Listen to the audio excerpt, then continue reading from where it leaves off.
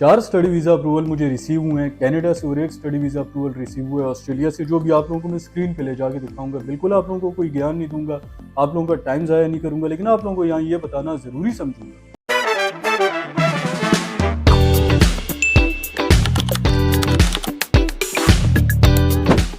कि पाकिस्तान और इंडिया के जो स्टूडेंट्स हैं इनकी पूरी दुनिया में बहुत ज़्यादा मांग है।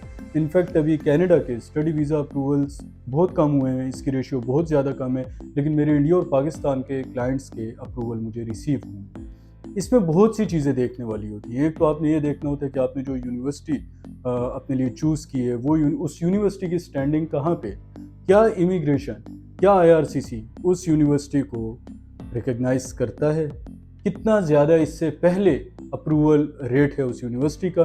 तो ईच एंड एवरीथिंग देखें, ज़्यादातर जो कंसल्टेंट पाकिस्तान में बैठे हैं वो करते क्या हैं, वो आप उनको जब जिस टाइम पे पेमेंट कर देते हो उनको कोई लेना देना नहीं होता कि आपका कोर्स क्या है, आपने कहाँ पे जाना है, कौन सा यूनिवर्सिटी उस कोर्स के लिए अच्छा है, आपकी कैरियर ग्रोथ वहाँ पे क्या होगी, इन सब चीज़ों को उन्होंने बिल्कुल नहीं देखना होता। वो जस्ट आपसे एक पेमेंट पकड़ते हैं, पेमेंट पकड़ने के बाद किसी भी कॉलेज यूनिवर्सिटी में आपका एडमिशन करवा देते हैं। उसके बाद जब आप लोग वीज़ा एप्लीकेशन अप्लाई करते हो तो पता चलता है कि वो एक कमरे का कॉलेज था और इस वजह से आप लोगों की वीज़ा एप्लीकेशन रिजेक्ट हो जाती है। आज जो 4 एप्लीकेशन आप लोगों को दिखाने वाला हूँ उसमें से एक एप्लीकेशन ऐसी है कि कंसल्टेंट ने विजिट वीज़ा अप्लाई कर दिया था इंस्टेड ऑफ स्टडी वीज़ा, उस पर रिजेक्शन आई और उसके फ़ौरन बाद उन लोगों ने मुझसे कांटेक्ट किया और मैंने उन लोगों की स्टडी वीज़ा एप्लीकेशन कनाडा की अप्लाई की और अब उन लोगों का काम हो चुका है। तो ये गली गली में शोर है वाला जो कंसल्टेंट है, आप लोग इससे बच के रहिए।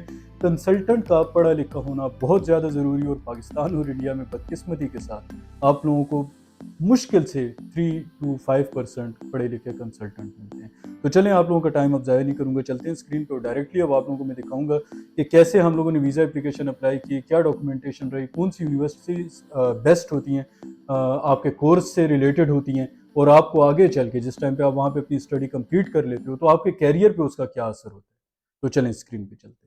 रिजेक्शन लेटर से हम लोग स्टार्ट करते हैं। 1 जुलाई 2024 को मेरे क्लाइंट को रिजेक्शन रिसीव होता है क्योंकि किसी नालायक कंसल्टेंट ने एडमिशन की बेस पे उनका विजिट अप्लाई कर दिया, विच डजंट मेक एनी सेंस। अगर किसी भी केस ऑफिसर के पास कोई ऐसा केस चाहते हैं कि बंदा स्टडी वीजा अप्लाई करने वाले वो विजिट में आ जाता है तो वो उसको पूरी तौर पे रिजेक्ट कर देते हैं।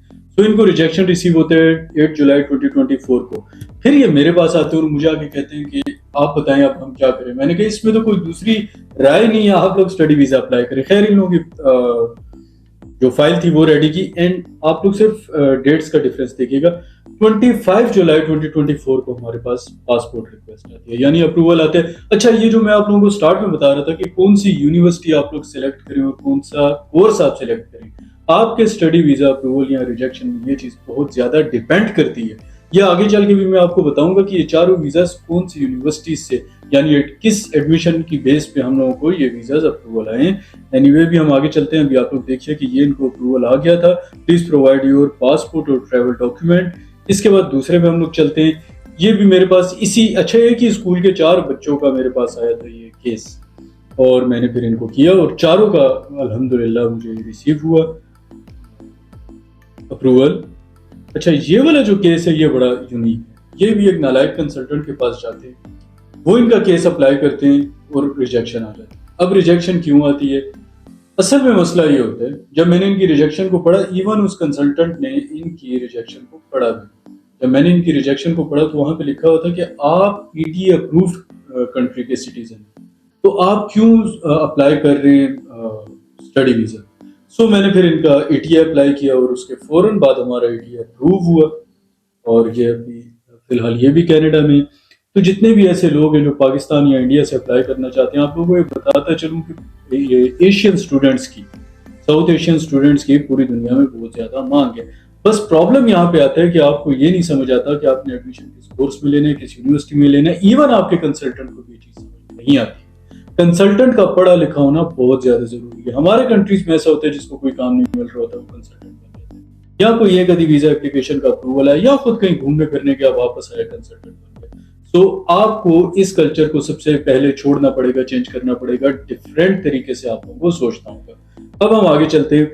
ये मेरे इंडिया के क्लाइंट थे जिनका ऑस्ट्रेलिया का कंफर्मेशन ऑफ एनरोलमेंट है मेरे पास इस टाइम पे, और आप लोग देख रहे हैं कि 25,000 ऑस्ट्रेलियन डॉलर इनकी पर ईयर फी थी। इनको मैंने इंफॉर्मेशन टेक्नोलॉजी में एडवांस डिप्लोमा में लेके दिया था एडमिशन।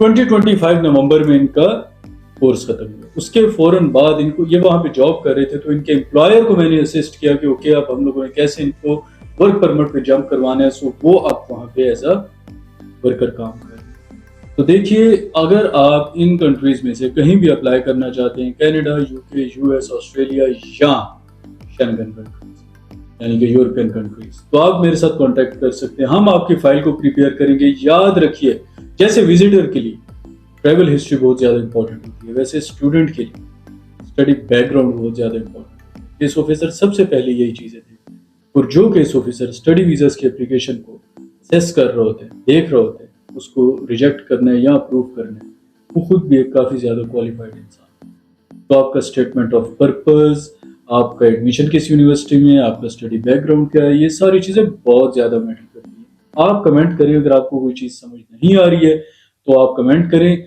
उन लोगों के साथ शेयर करें जिनका आपको लगता है कि वो स्टडी वीज़ा अप्लाई कर रहे हैं, इन द प्रोसेस है। तो मैं आप लोगों को इस चीज़ में असिस्ट करूंगा, आप लोगों की हेल्प करूंगा, आप लोगों को बताऊंगा कि आप लोगों के लिए कौन सा कोर्स बेस्ट है और आपके लिए कौन सा कंट्री बेस्ट है।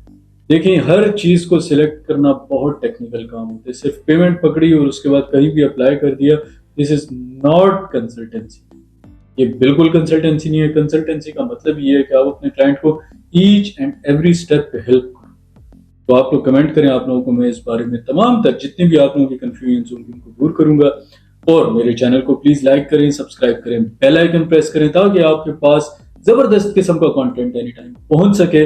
अभी आप लोग मुझे दीजिए इजाजत, अपनी दुआओं में याद रखिएगा। Good bye.